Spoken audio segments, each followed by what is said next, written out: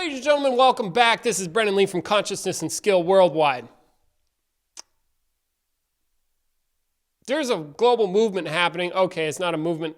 No, there are a bunch of people who are interested in practicing consciousness and skill in their own lives, and I want to invite you to do the same thing because I have a vested interest to see this thing grow. So you're invited. Please let me know if you want to do that. Contact me. Take action. Yeah. Finally, I am able to get to a place. I just did a bunch of retreats. Now I'm here. I have some time. I'm going to create some videos for you. And now I can get to some questions that have showed up for me on my forum, or it's basically a discussion board where people can post things, questions, and discuss. So I am using that as an opportunity to help give me inspiration to create content. So here we go. Question: what is discipline? What is discipline? I feel I'm confused as to what discipline is. I think of discipline in a social context, like behaving properly or being respectful and polite to other people and girls, being punctual, not being violent, doing your work humbly, a job. But then I hear Peter Ralston say to ask the question, what is social? Or where does social exist? And what I find is that whatever I think of as social is not etched in stone. Like whatever happens in the social domain is very relative and may not be ultimately true. So then I feel that the social discipline I'm trying to follow is like a joke. I'm doing what I heard growing up as to what discipline is. And then considering the assertion by Peter Ralston that discipline leads to freedom. So I'm unable to understand what is discipline. I want freedom too, but the discipline I'm trying to do in the social context feels limiting. In a certain way, all my life is social, so it becomes even more confusing. Great.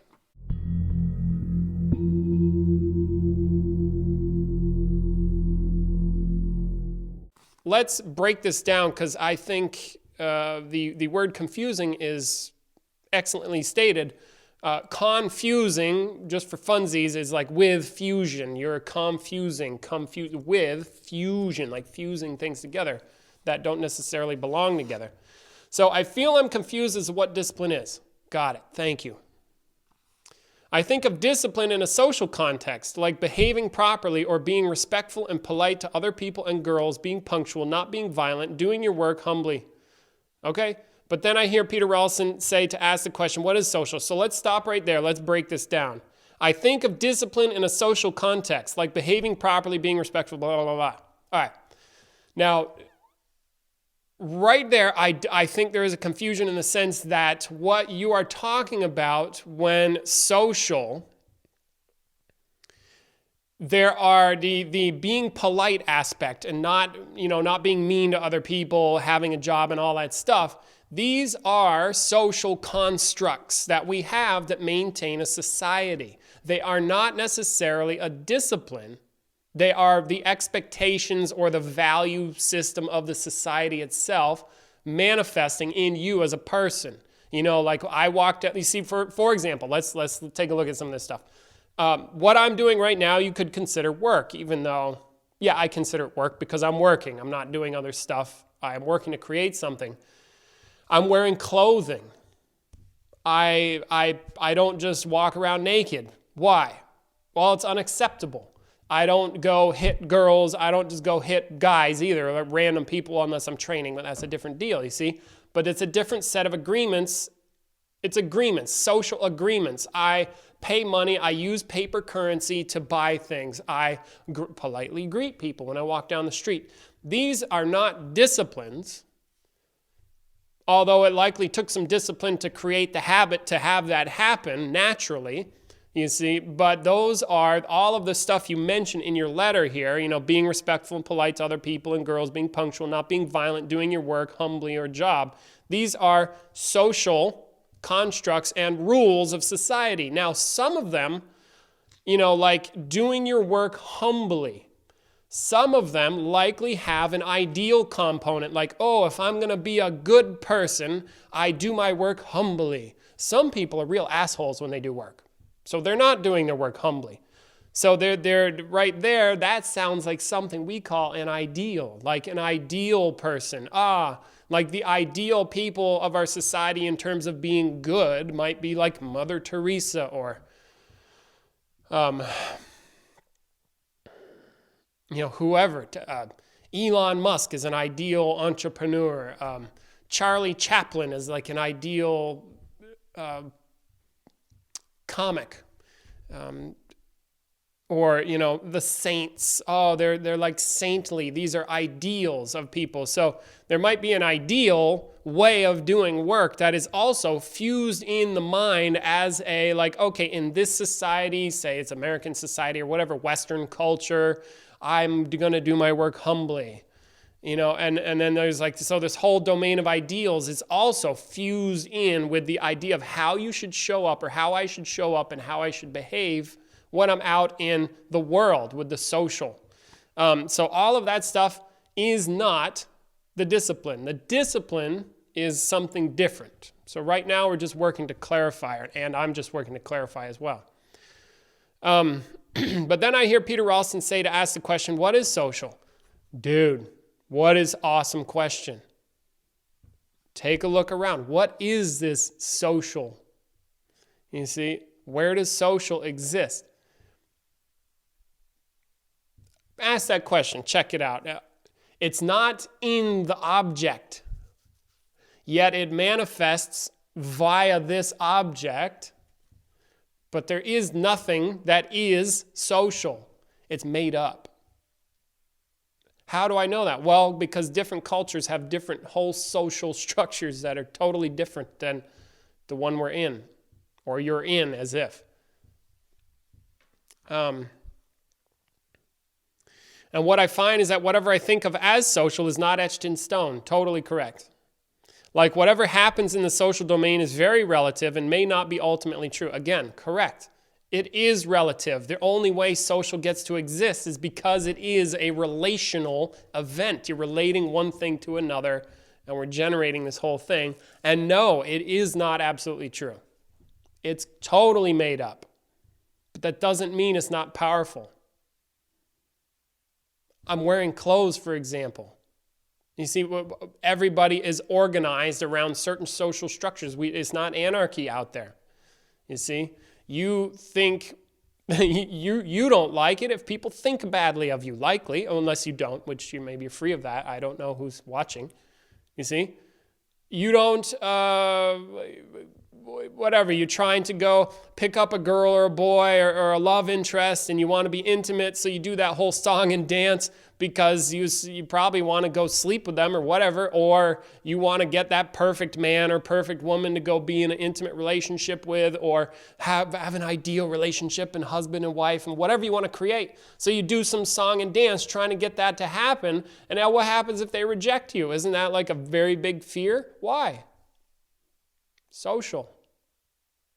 Because how people think of you is important, like majorly so. See, so just because social is made up does not mean it lacks power. Okay? But definitely ask those questions. Take a look, investigate.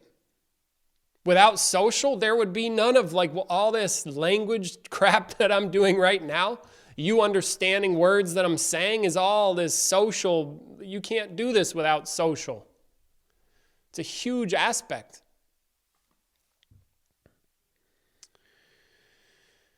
No, it's not ultimately true.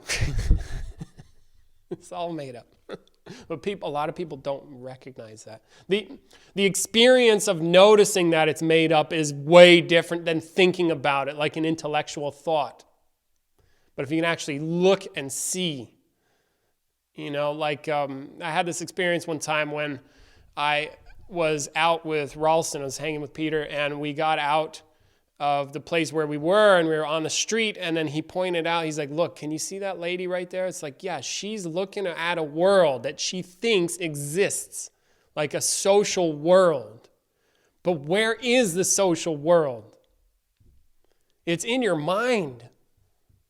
And it's made up, completely made up. Like it doesn't, if we open up a body, we don't find a world in there. We find guts, you see, blood, bone, tissue. It's not there, but we think it is. But we're wrong if we think it's there somewhere. It's not. So fascinating. So anyway, but like the experience was, oh yeah, it's like she was just like, I'm just in this thing relating to the world, not realizing that it could change. It is fluid. It doesn't appear fluid.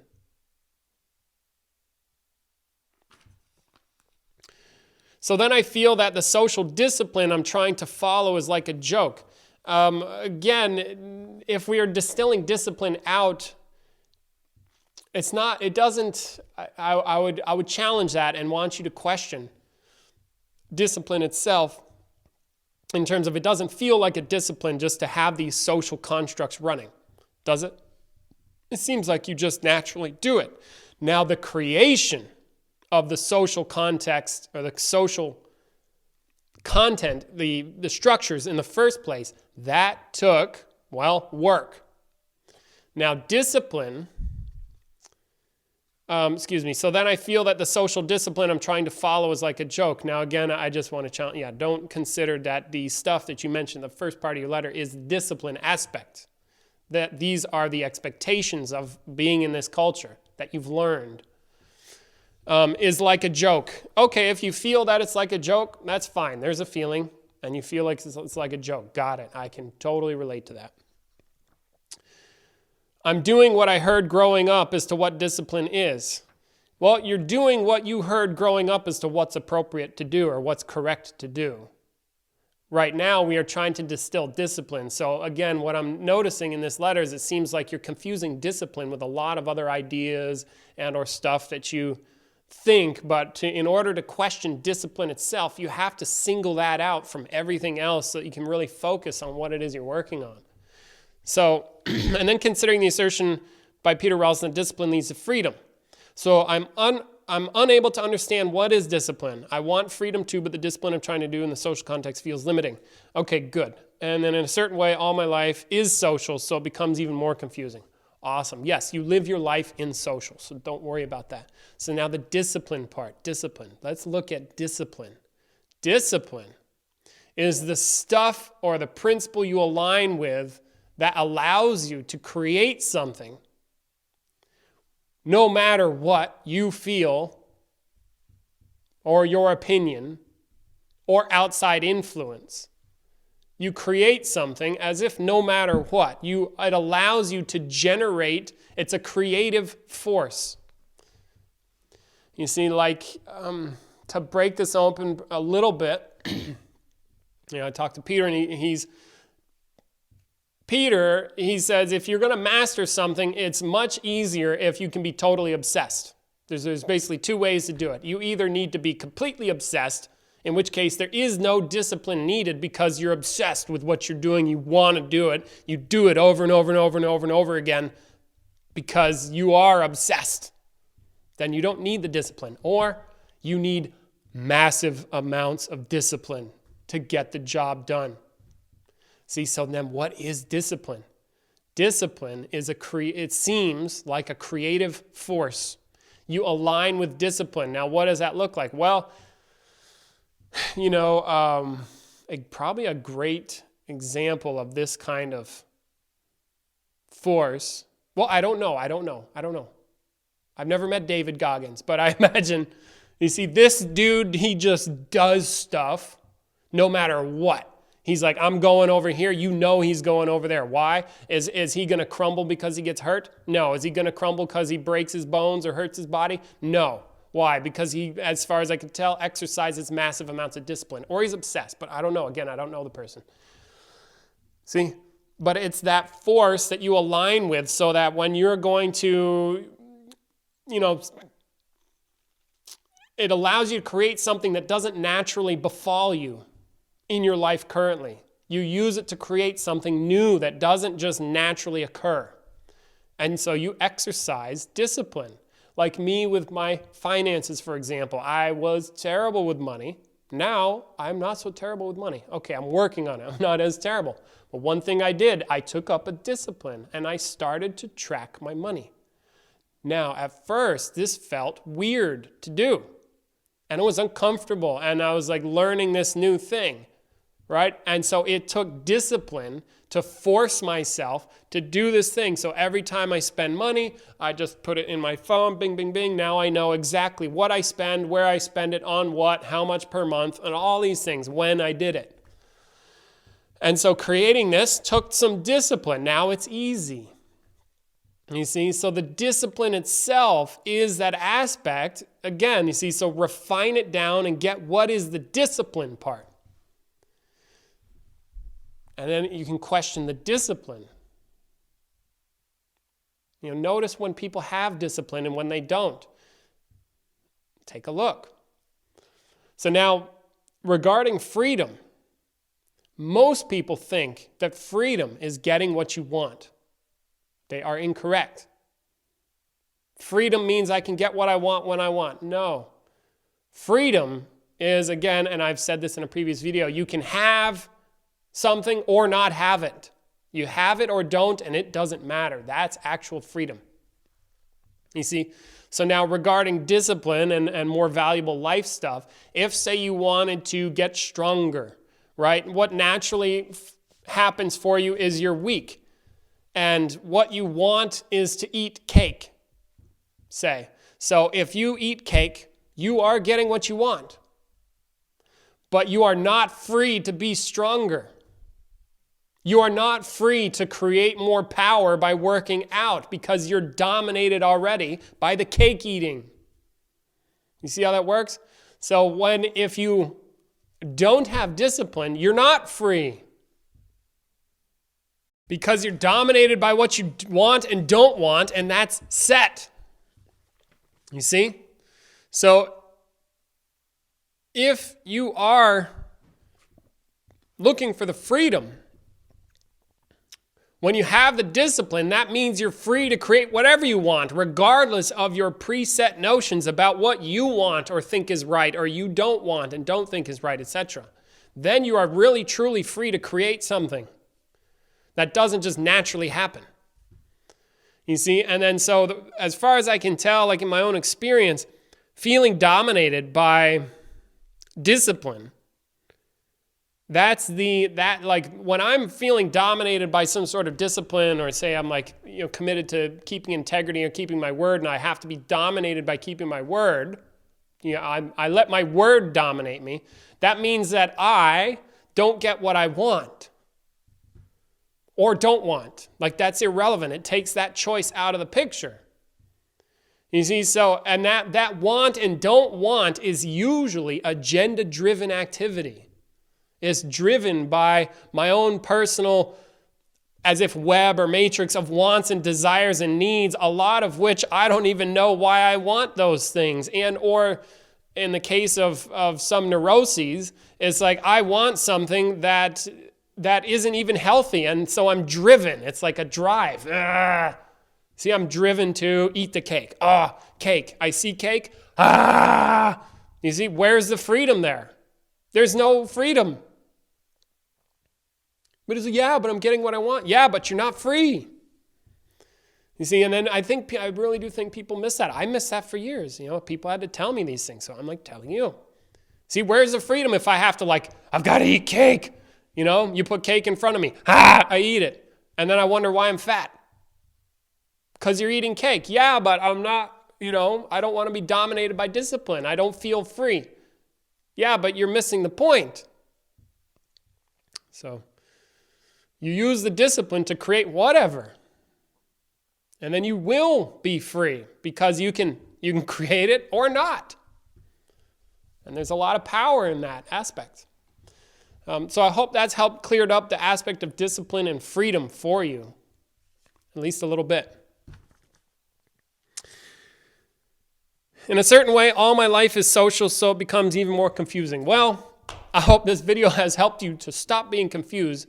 And if you're going to work on these things, just based on this letter here, my suggestion, take it for what it is to clear up the waters, which is what I did when I first read the letter here, and separate out what it is you're going to be working on. Like if you have social, don't mix social with discipline. Separate them so you can and question them on their own terms. And then just watch out for that, because it can be tricky. It can be really tricky, that you might have stuff confused with other things that may not belong there. And if you can make them distinct, then it really empowers your ability to question the one or the other, because you've separated them out, and you can deconfuse things that way. It helps to be honest, and it helps to really be rigorous with your questioning to do that. So there you go. Hope this has been useful. Brendan Lee for Consciousness and Skill Worldwide. Catch you later. Bye.